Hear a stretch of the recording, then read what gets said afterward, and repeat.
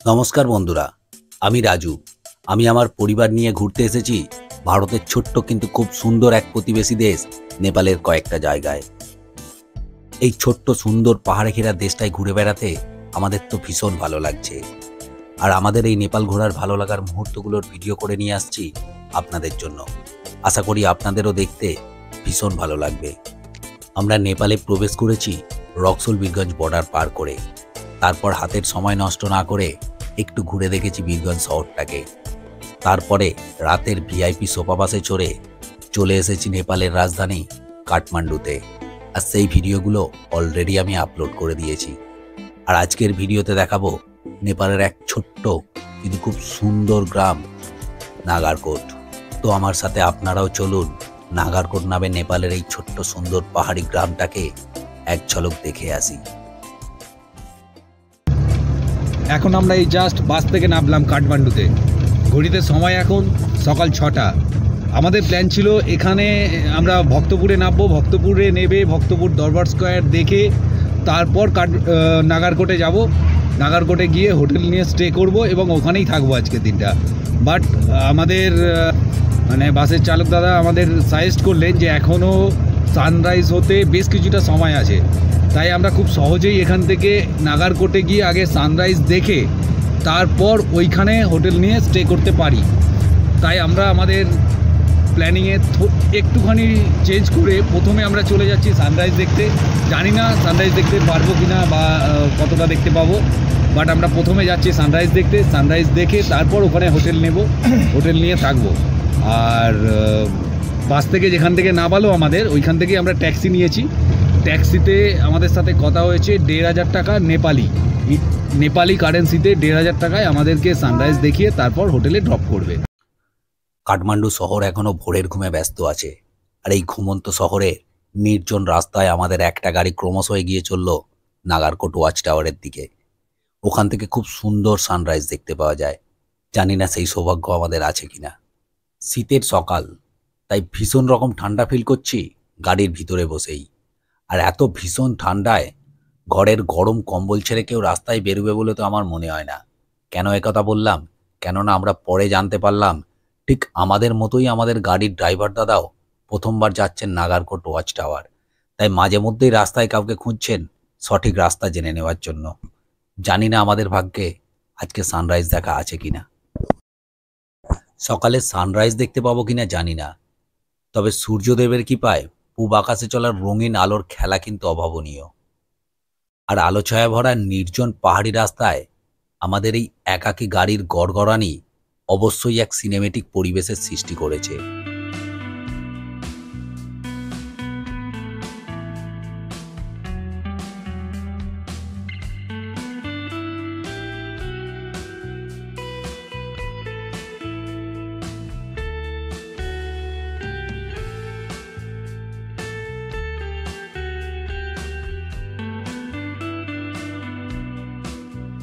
কিছুক্ষণের মধ্যেই বুঝতে পারলাম আজকে আমরা ওয়াচ টাওয়ার থেকে সানরাইজ দেখতে পাচ্ছি না।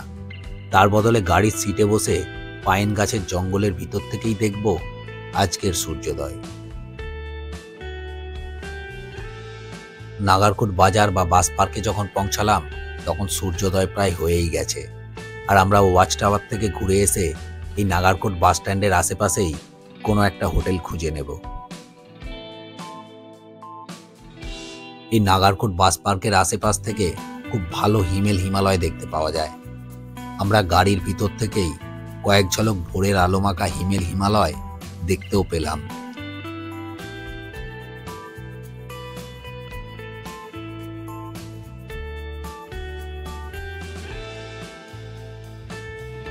আর তার সাথে সদ্য সকালের আলোমাখা পাইনের জঙ্গলে ঘেরা রাস্তা মন কেড়ে নেয়। আসলে এই প্রাকৃতিক দৃশ্য দেখার জন্যই নাগারকোটে আসা।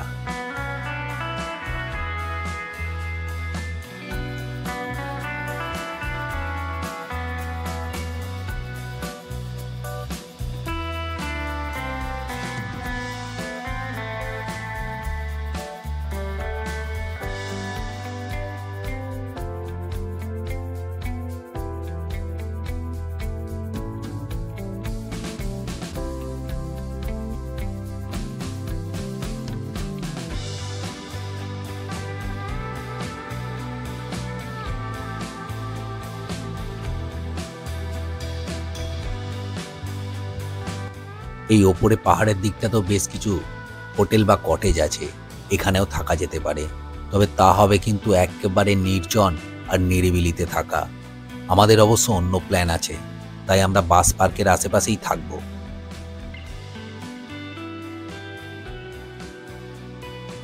ওয়াচ টাওয়ারের কাছাকাছি পৌঁছানোর আগেই সূর্যদেব সম্পূর্ণভাবে উদয় হয়ে গেলেন।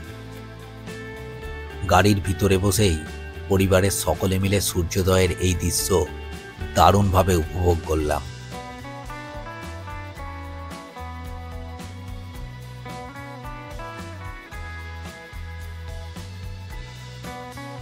ওয়াচ টাওয়ারের কাছে যখন পৌঁছালাম ততক্ষণে সূর্যোদয়ের পর্ব প্রায় শেষ। ওয়াচ টাওয়ারের ট্যাক্সি পার্কিং এর জায়গা থেকে বেশ অনেকগুলো সিঁড়ি বেয়ে ওপরে উঠলে তবেই পৌঁছানো যায় ওয়াচ টাওয়ারটায়। আর এই ওয়াচ টাওয়ারে শুধু সানরাইজ না, অনেকে এখানে সানসেট দেখতেও এসে থাকেন। এখনের টেম্পারেচার কত তা দেখা হলো না, তবে আন্দাজ করি শূন্যের আশেপাশেই হবে। আর এই প্রচণ্ড ঠান্ডাতেও নীল আর সোনামা আমাদের আগেই তত্তর করে উঠে গেল সিঁড়ি বেয়ে। সকালের সোনালি রোদ, চারিদিকে সবুজ গাছপালা আর পাহাড়ি পরিবেশের এই দৃশ্য সিঁড়ি ভাঙার কষ্টটাকে অনেক অংশে কমিয়ে দিল। আরও একটা জিনিস খেয়াল করলাম, এই অঞ্চলে প্রচুর পাখি রয়েছে, তাই এই সুন্দর সকালটাকে আরও বেশি সুন্দর করে তুলল ওই সমস্ত নাম না জানা পাখির ডাক।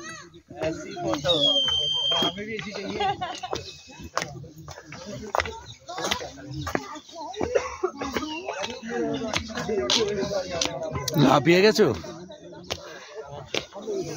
দু রাত্রে চুপ করে ঘুমাইনি না, ওই জন্য হাঁপিয়ে গেছি।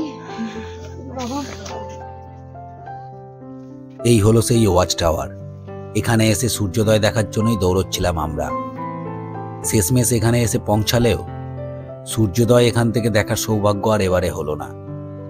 তবে জায়গাটা কিন্তু ভারী সুন্দর, পরিষ্কার পরিচ্ছন্ন আর নিস্তব্ধ। এখানে এসে দেখি আকাশে রয়েছে মেঘ, তাই বরফে ঢাকা পাহাড়গুলোকে খুব ভালোভাবে দেখতে পাওয়া যাচ্ছে না। হয়তো কিছুক্ষণের মধ্যে মেঘ কেটে গেলে দেখতে পাবো ওই বরফে ঢাকা পাহাড়গুলোকে। এখানের আশেপাশে থাকা ঘাসের ওপর সাদা সাদা কিছু একটা রয়েছে, তাই কাছে গিয়ে দেখলাম জিনিসটা কি। দেখি ভোরের শিশির জমে বরফ হয়ে রয়েছে। এখানে এসে স্নোফল না পেলেও আলটিমেটলি পাহাড়ের উপরে বরফ কিন্তু আমরা দেখতেই পেলাম। এর আগে ঠিক এই রকমই ঘাসের ডগায় শিশির জমে থাকতে দেখেছিলাম সিকিমের জুলুকে।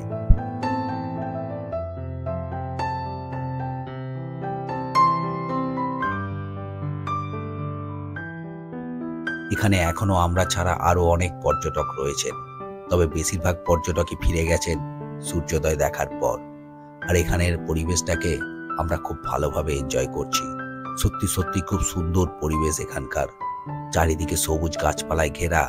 আর এখান থেকে দেখতে পাওয়া প্রাকৃতিক দৃশ্য, মানে পাহাড়ের প্রাকৃতিক দৃশ্যও কিন্তু খুব সুন্দর। আর এই ওয়াচ টাওয়ারের চারিপাশে বেশ অনেকটা খোলা জায়গা রয়েছে, সেখানে সব থেকে বেশি আনন্দ করছে কিন্তু আমাদের ছেলে মেয়েরাই।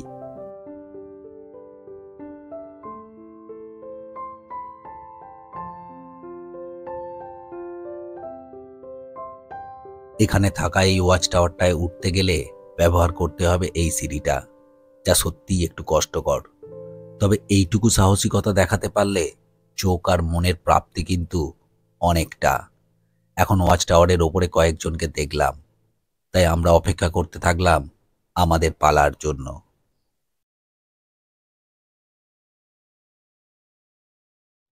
আর মাঝে মধ্যে মেঘ সরে গেলে ছবি তুলতে থাকলাম বরফে ঢাকা পাহাড়গুলোর, আর উপভোগ করলাম ওই সুন্দর পাহাড়ি দৃশ্যটার।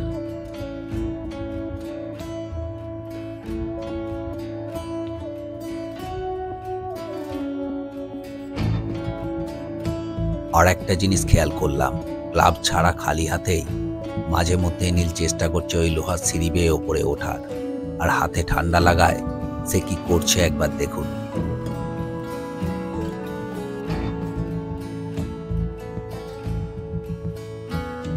মাঝখানে একবার খুব ভালোভাবে দেখতে পেলাম বরফে ঢাকা পাহাড়গুলোকে। এই সুন্দর বরফে ঢাকা পাহাড়ের সামনে সেলফি তুলবো না, এটা তো হতেই পারে না। তাই কখনো ছবি তোলা হলো একা একা, কখনো আবার দুজনে মিলে। প্রচুর অজস্র ছবি তুললাম আমরা, আর তার সাথে পারিবারিক হাসি ঠাট্টায় ভরে উঠলো সকালটা। তবে নীল আর সোনামা কন্টিনিউ চেষ্টা করে চলেছে সিঁড়ি বেয়ে ওপরে ওঠার, আর এবারে তাদের হাতে গ্লাভস রয়েছে দেখলাম।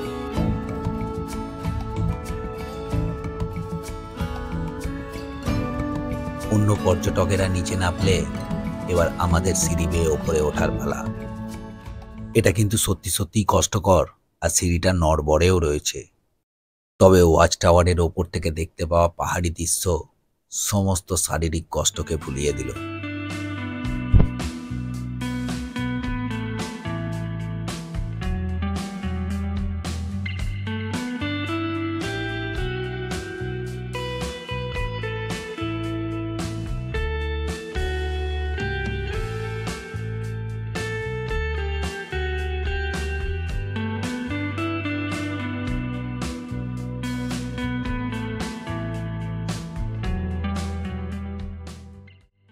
এবার ফিরে যাওয়ার পালা।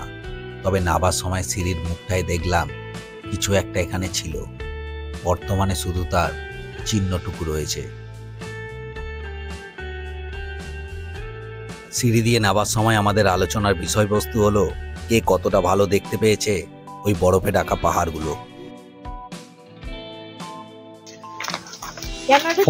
ফোনে আসছে না, ক্যামেরা একটু এটা না, এত দূর থেকে তো আসবে না, ক্যামেরাটা তো ছিল, ক্যামেরা হলেও আসবে না, কে বলেছে আসবে না। কত দাঁড়ি 100 কত জুম, তাই না? যেটা চোখের থেকে বড় জুমিং কারো নেই, তুমি যেটা খালি চোখে দেখতে পাবে সেটা কখনোই ক্যামেরায় আসবে না। ইয়ে মাত্র কতটা কাজ করে, পুরোটা তো কাজ দেখেছিস কি? এইখানে সৃষ্টির কোনো কিছু জমেনি, কিন্তু যত না উপর দিকটাই জমে আছে, এখানে নিচের দিকটায়। এখানে হাওয়াটা আসতে পারে না তো, হঠাৎ ওই অবধি আসে। কত ফিট আছে এটা? আইডেন না। চল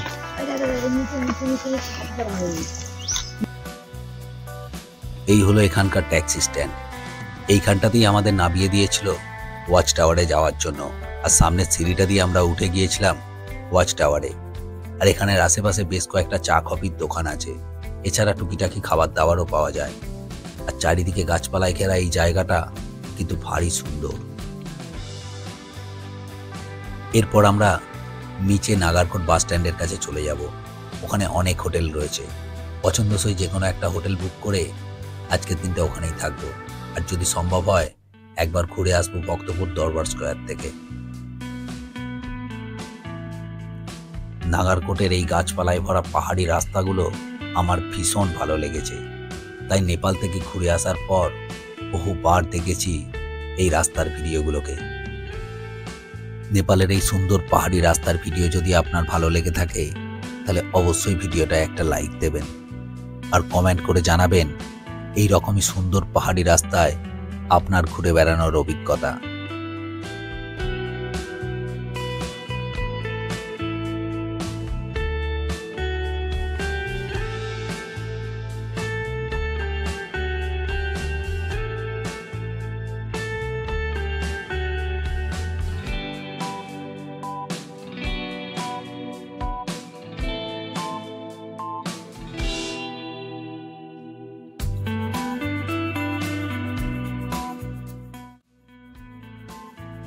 এই হলো আজকের আমাদের হোটেল রুম। রুমটায় রয়েছে 2টো বেড, আর রুমটা বেশ পরিষ্কার পরিচ্ছন্ন আর গোছানো।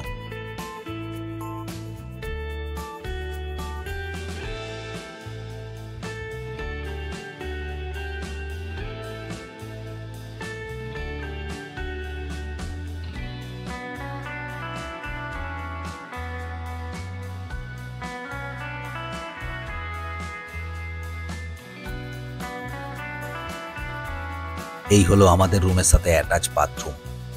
বাথরুমে রয়েছে বেসিন হাত মুখ ধোয়ার জন্য, আর রয়েছে আয়না এবং আয়নার পাশে একখানা প্লাগ পয়েন্ট, প্রয়োজন হলে গরম জল করে নেওয়া যায়।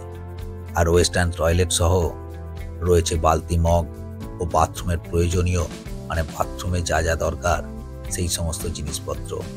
আসলে বাথরুমটা কিন্তু বাথরুমের মতোই। কোথাও ঘুরতে এসে এই জিনিসটার ঠিক প্রয়োজন লাগে না, তবে রুমের কোণে থাকা কোট র্যাকটা কিন্তু কাজে লেগেছে। রুমের মধ্যে সব থেকে ভালো লেগেছে এই ছবিখানা। তবে কিরণদের রুমটায় একটাই বিছানা, আর কোণের কোট র্যাক সহ বাকি সব কিছু একই।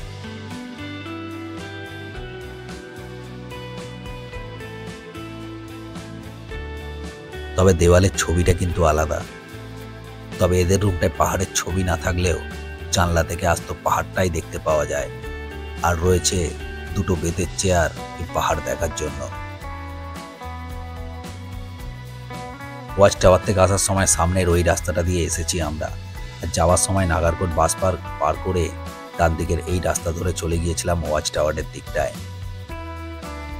আর এই সামনের দিকে যে বিল্ডিংগুলো দেখতে পাওয়া যাচ্ছে ওখানটাতেই হলো নাগারকোট বাস পার্ক।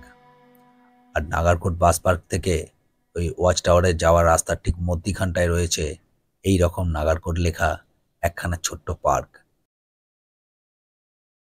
এই যে ছোট্ট পার্ক রয়েছে, এই পার্কটার ঠিক উল্টো দিকেই হলো আমাদের হোটেল। এই হলো আজকের দিনের জন্য আমাদের ঠিকানা, হোটেল মারিগোল্ড।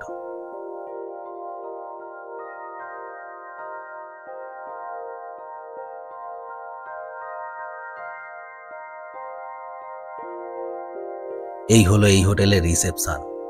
এখন এখানে কেউ নেই, খালি।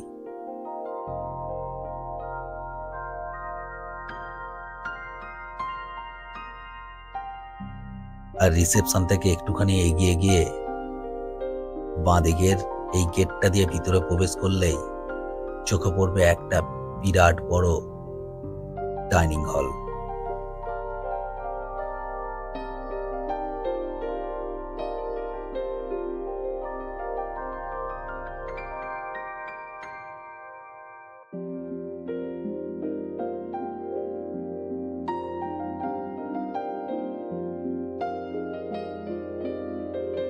এইটা হলো কিরণদের রুমটা, আর আমাদের রুমটা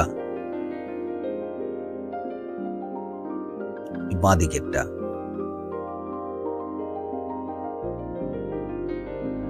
তবে এই রুমটার আসল আকর্ষণ কিন্তু সামনে ওই রেলিং দেওয়া বারান্দা।